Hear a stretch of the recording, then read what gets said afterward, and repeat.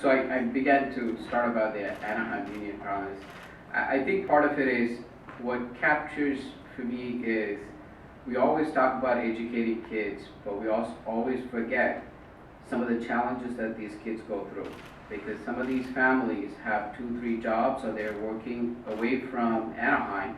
And one thing that, a lot of criticism appears that, hey, you know what, we don't have parents at home. And this gives us an opportunity. When we go into this and when we start negotiating, it gives us an opportunity to actually get folks from our community to work in our community.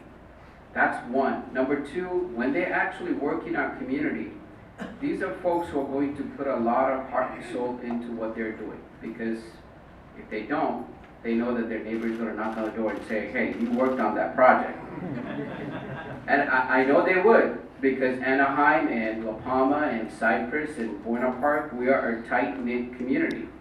So if we have folks who are actually vested, where their kids are going to these schools, their brothers are going to these schools, their sisters are going to these schools, it gives them ample pride to actually work on these projects. That's one. And then, I keep hearing about this, the fact that you don't get an opportunity to bid on these projects, but they contradicted themselves by saying that we are working on PLAs. So I don't know which is true, if it's that or this. Credibility is very important for me, and it shows a lot. The presentation that was made before, the gentleman did not respect the community that he came to speak, and that's huge for me. If you have somebody coming in and belittling board members before even they take a vote, how do I expect to give respect back?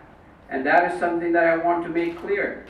And the other aspect of it is, we had a gentleman who actually spoke about the Helmer to Hardhat project.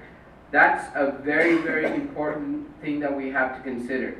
And I'm tearing up here because I think part of it is we don't have enough programs to take care of our veterans, and this is an opportunity for us as a school district to commit to it and let the community know that we are behind our veterans. That's one.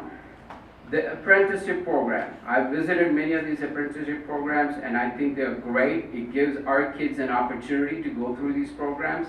It gives our kids an opportunity who really don't want to go to a community college or a 4-year school, the opportunity for them to test out something. And you heard some great stories from apprentices who are saying that they went to a 4-year school and now they're trying out something, right? So it gives us the opportunity as a school district to actually help these kids, help these students. Let me see, I wanted to hit one more point, which was I think I did hit all the points. So when I get the opportunity, if any other questions come up, I will answer. But I'm going to be voting in favor of this resolution. Thank you.